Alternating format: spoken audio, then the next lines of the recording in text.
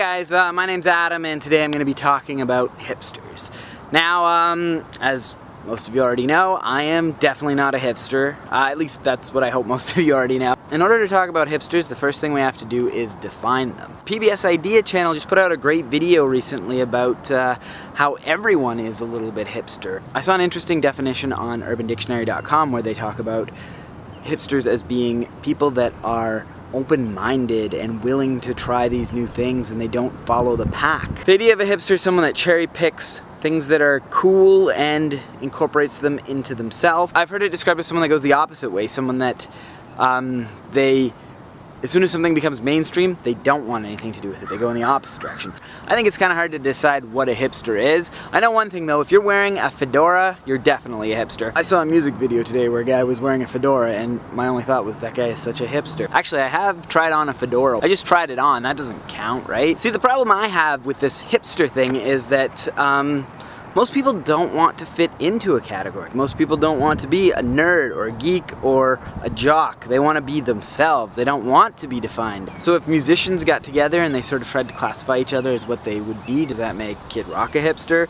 He takes hip hop and he mixes it with punk rock, and he mixes it with southern rock, and he mixes it with country, and he mixes it with just about every other genre he can think of.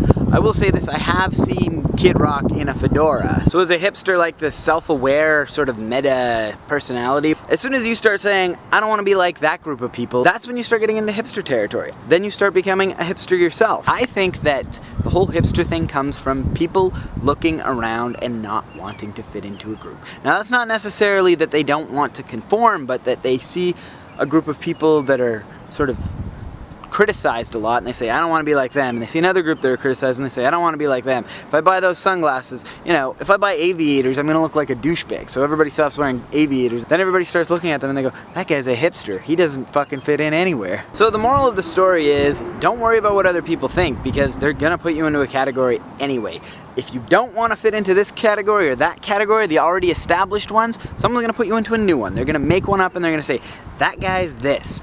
Even if you don't want to be that, even if you're not trying to be something different, if you're just being yourself, somebody's going to criticize you for that. That's what people do.